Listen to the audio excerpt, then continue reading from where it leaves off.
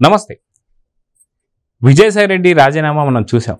అయితే ఆ ప్రెస్ మీట్లో పూర్తి స్థాయిలో దొరికిపోయాడు. అయితే ఏ అంశాల్లో దొరికిపోయాడు ఏంటి అనే వాటిపై మనతో పాటు సూర్యదేవ్ లత గారు ఉన్నారు. వారిని అడిగి తెలుసుకుందాం. మేడం నమస్తే. నమస్తే మేడం, విజయసాయి రెడ్డి ఈరోజు రాజ్యసభకి రాజీనామా చేసి అతి తొందరలో రేపో ఎల్లుండో పార్టీకి కూడా రాజీనామా చేసేస్తానని చెప్పాడు.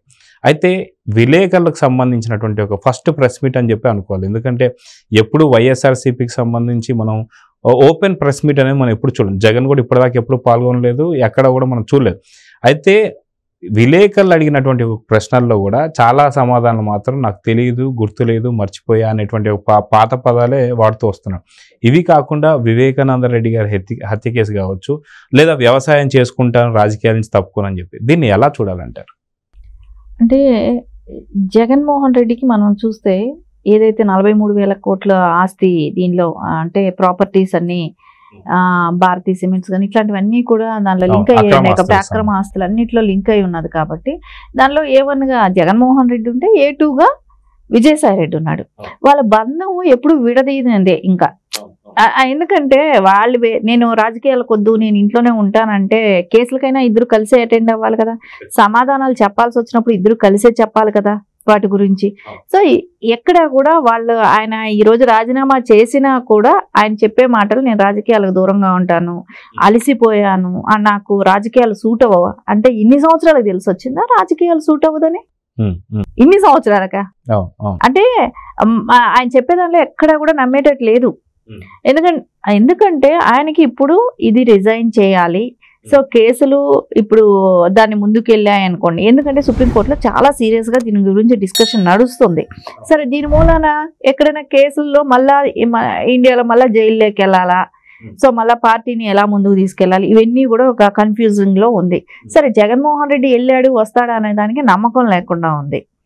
సో అందుకనే ఇప్పుడు జగన్మోహన్ రెడ్డికి 2 వాయిదాలు కోర్టుకి తిరిగితే ఆటోమేటిక్గా మళ్ళీ పాస్పోర్ట్ వచ్చింది కేసుకి. సరే రేపు పొద్దున ఈయన కూడా నేను పాస్పోర్ట్ తీసుకుని విదేశాలకి వెళ్ళేసి రావాలి. సో వెళ్ళి ఒక 3 ఏళ్ళు అక్కడ కామ్గా ఉందాం, 3-4 ఏళ్ళు తర్వాత వద్దామా, వచ్చి మళ్ళా ఇక్కడ చూద్దాం, మళ్ళా రాజకీయాలు చూద్దాం. సో ఇప్పటి వరకు ఇది ఒక బ్రేక్ లాగా పెట్టేసి వెళ్దామా. ఇంకోటి వ్యవసాయం చేస్తానన్నాడు ఆయన. నేను వ్యవసాయం చేస్తాను, అందుకోసం రాజకీయాలు విరమించుకుంటున్నాను, నేను హ్యాపీగా ఉండి వ్యవసాయం చేసుకుంటాను.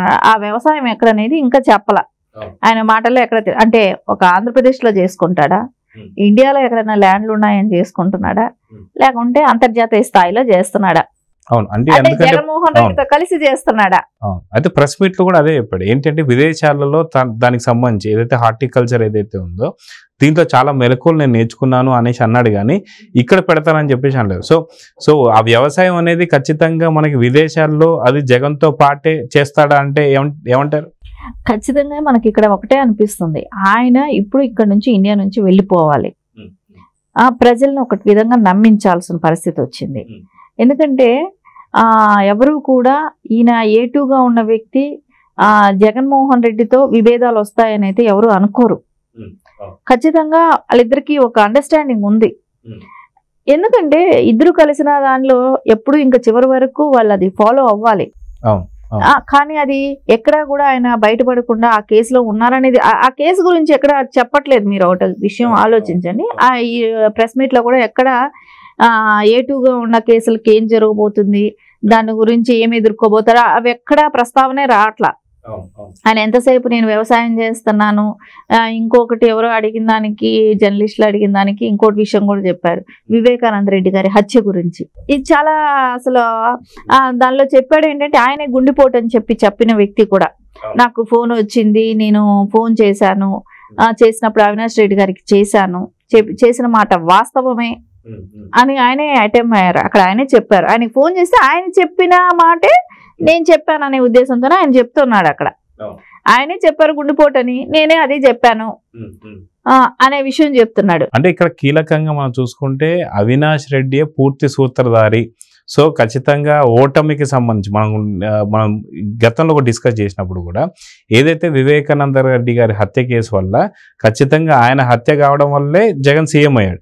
కానీ ఈ కేసు అనేది ఏదైతే ఉందో ఎవరి చేతులు కూడా చిక్కకుండా నేను చూసుకుంటానని చెప్పి ఏదైతే అవినాష్ రెడ్డి అనుకున్న మాటలకి అది పూర్తిగా మారిపోయి ఇప్పుడు అందరికీ ఏదైతే వైకాపాకు సంబంధించి చూసుకుంటే ఖచ్చితంగా వివేకానంద రెడ్డి హత్య కేసే.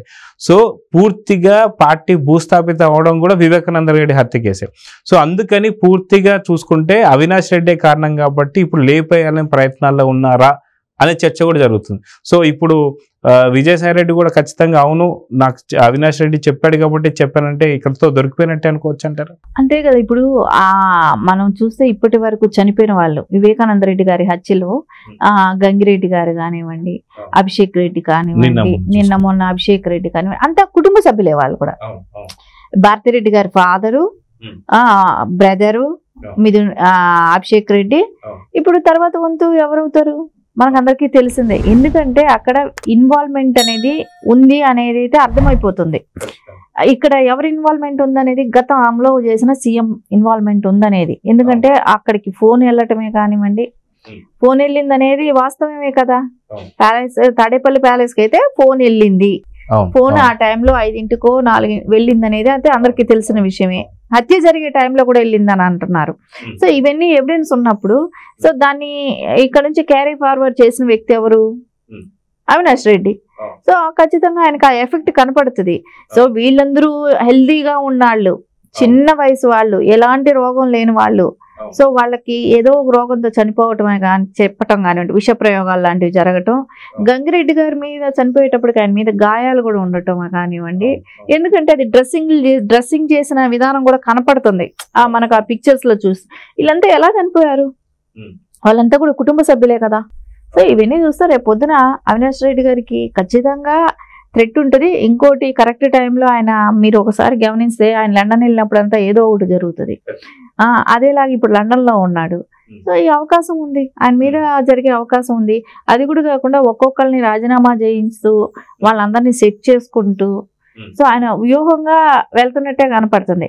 రేపు పొద్దున ఇప్పటికి ఎట్లాగో 43,000 కోట్ల అక్రమ ఆస్తుల కేసు ఎలాగో ఉంది, అది రన్ అవ్వబోతుంది. సో దానికి A2 అటెండ్ అయినా కూడా రేపు అప్రూవల్ గా మారిపోయినా రేపు దొరికినా దాని ఇంట్రాగేషన్ లో జగన్ గారి పేరు ఎక్కువ దానిలో వాడినా అంటే ఆ కేసు మొత్తం కూడా మళ్ళా తలనొప్పిలాగా ప్రెస్ మీట్ లో కూడా అంటున్నాడు గతంలోనే అప్రూవల్ గా నన్ను మారమన్నారు కానీ నేను మారలేదు, ఎందుకంటే నేను ఆ దేవుణ్ణి ప్లస్ జగన్ గారిని నమ్ముకున్నాను కాబట్టి ఇప్పుడు కూడా అదే మాట మీద ఉంటున్నానంటే ఖచ్చితంగా అక్కడ ఏదో అక్రమం జరిగింది. సో ఇక్కడ ఉంటే అప్రూవల్ గా మారే అవకాశం ఉంటుంది కాబట్టి విదేశాలకి రప్పించేసుకుని జగన్ పక్కనే విజయసాయి రెడ్డి పెట్టుకునే అవకాశం ఉందా అంటే ఏమంటారు? ఖచ్చితంగా వాళ్ళు విదేశాలకి రప్పించుకొని పక్కన పెట్టుకుందామని అనుకున్నా కూడా అనుకోండి, రేపు విజయసాయి రెడ్డి గారి లైఫ్ కైనా గ్యారంటీ ఉందా? లేదు. సో ఆయన అంటే ఆయన్ని భ్రమపరిచి ఉండొచ్చు. సో మేము ప్రొటెక్షన్ ఉంటాం, నువ్వు కూడా ఇక్కడికి వచ్చేసాయి, ఇక్కడ ఉందామనే మాట అనుండొచ్చు. కానీ అది ఆయన నమ్మచ్చు కూడా, ఎందుకంటే వాళ్ళకి వీళ్ళకున్న డీలింగ్స్. సో 2 సార్లు రాజ్యసభ చేశారు కాబట్టి ఆయన ఏది కేసులో అయితే A2లో ఉన్నట్టే ఆయన కూడా పార్టీకి కూడా A2గానే ఉన్నాడు. సో ఈ 5 ఏళ్ళు కొంచెం సజ్జల గారికి ఇంపార్టెంట్ వచ్చింది కానీ గతంలో ఆయనే కదా మెయిన్. సో ఇవన్నీ ఉన్నప్పుడు రేపు పొద్దున సొంత ఇప్పుడు భారతి గారి తండ్రి అని అన్నప్పుడు ఆయన మామయ్య అవుతారు కదా, అంటే బిఫోర్ కూడా ఆయన చుట్టాలే జగన్ గారికి, మ్యారేజ్ బిఫోర్ కూడా. అలాంటి వ్యక్తికే థ్రెట్ వచ్చింది, సొంత కజిన్ అయిన అభిషేక్ రెడ్డికే థ్రెట్ వచ్చింది. సో విజయసాయి రెడ్డి గారు ఎవరండి? సో ఆయనకే వస్తుంది ఖచ్చితంగా, ఆయనకు కూడా థ్రెట్ ఉంటుంది. ఆయన అనుకోవచ్చు రేపు ఈ రోజున రాజకీయంగా లేకుంటే బీజేపీతో లాబింగ్లు చేయడానికి. సరే ఇప్పుడు ఇండియా స్థాయిలో ఎక్కడున్నా మీడియా కవర్ అయిపోతారు, అంతర్జాతీయ స్థాయిలో వెళ్ళి మనం చేద్దామా, లాబింగ్ చేయొచ్చు కదా అనే ఒక ఉద్దేశం కూడా ఉంటది. ఆయన అంతర్జాతీయ స్థాయికి వెళ్ళి నువ్వు లాబింగ్ చేసినా జగన్మోహన్ రెడ్డికి ఆయనకి థ్రెట్ అనుకున్నప్పుడు విజయసాయి రెడ్డి కూడా ఉండరు. సో ఆయన కూడా ఎవరండి, ఆయన కూడా ఉండడు. సో సొంత చెల్లిని తల్లిని పక్కన పెట్టారు, వాళ్లే భయపడిపోయి దూరంగా వెళ్ళిపోయారు. విజయసాయి రెడ్డి ఎవరండి, ఆయన కూడా ఉండడు. ఖచ్చితంగా ఆయన ఆయన ఆయన అనుకునే ప్లాన్ వేరే ఉండొచ్చు. ఆయన ఏదో నేను అందరినీ ఒక డైవర్షన్ తీసుకెళ్తున్నాననే ఆలోచన ఆయనకు ఉండొచ్చు, కానీ అది ఆయనకే దెబ్బ అవుద్ది. సరే ఎవరు ఇప్పుడు నువ్వు వెళ్తావో ఉంటావో అది ఎవరికి అనవసరం. సో వెళ్ళిపోయిన తర్వాత నీ ఎంతో మందిని వాడుకొని చంపేసినప్పుడు నువ్వు ఒక లెక్క కాదు. సో ఖచ్చితంగా ఎందుకంటే తల్లినే కొత్త కారులోనే ఒక ఇన్సిడెంట్ కూడా జరిగింది, రోడ్డు ప్రమాదం జరిగి 2 టైర్లు ఊడిపోయి కొత్త కారు. సో ఇలానే తల్లిని భయపెట్టి మరి వైసీపీకి సంబంధించి ఏదైతే ఉందో తన సభ్యత్వం కూడా తను ఏమంటారు రాజీనామా చేసి మరి వెనక్కి తెప్పించినటువంటి ఘనత జగన్ది. సో విజయసాయి రెడ్డి అయితే పెద్ద లెక్క అయితే కాదు మీరు అన్నట్టుగా. ఇంకొకటి ఇక్కడ ఆలోచిస్తే ఆ పార్టీ ఫుల్గా నిర్వీర్యం అయిపోయింది. జగన్మోహన్ రెడ్డి పార్టీ 11 మందిలో కొంతమంది వెళ్ళిపోయారు. రాజ్యసభ సభ్యులు ఆల్రెడీ వెళ్ళిపోతున్నారు. నెక్స్ట్ ఇంకా రాజ్యసభ సభ్యులుగా ఉండటానికి కూడా ఎవరికి అవకాశం కూడా లేదు. ఉన్న 11 మందిలో ఆల్రెడీ ఎమ్మెల్యే లేరు, ఇంకా రాదు అనేది కూడా తెలిసిపోయింది.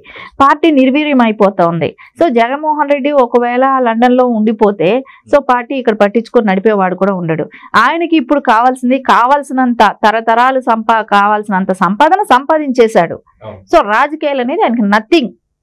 రాజకీయంలో ఉండొచ్చు పోవచ్చు, ఉండేవాళ్ళు ఇబ్బందులు పడతారు, మాట్లాడటం కానివ్వండి ఏదైనా జరగచ్చు. సరే వస్తే లక్ వస్తే రాస్తుంది, లేదంటే లేదు. కానీ లక్ అనేది కూడా ఇంకా లేదు. ఎందుకంటే ప్రజలు క్లియర్ కట్ గా ఎంత అక్రమాలు జరిగాయి ఏం జరిగినది అన్ని ఒక క్లియర్ పిక్చరైజేషన్ వచ్చింది. ఇంకా ఫ్యూచర్ లో వైసీపీ పార్టీ అనేది మనుగడ అనేది కష్టం.